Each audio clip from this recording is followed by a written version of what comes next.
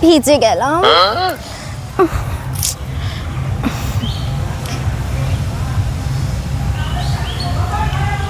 শুরু করুন।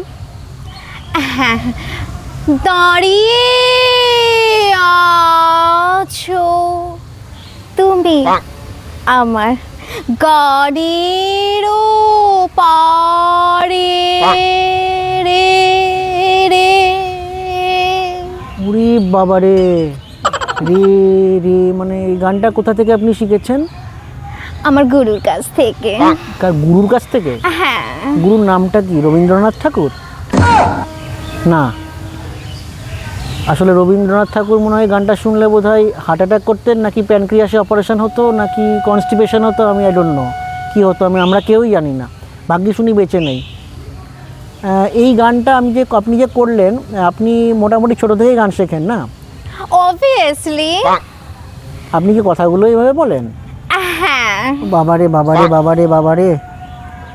তুমি তাহলে একটা কাজ করো, ওনার যা দেখলাম এক্সপ্রেশন,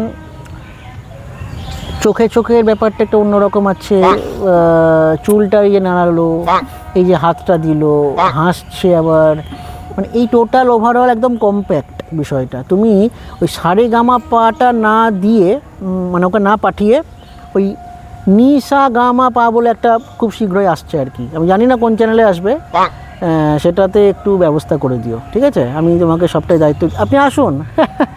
আপনি আসুন। Thank you.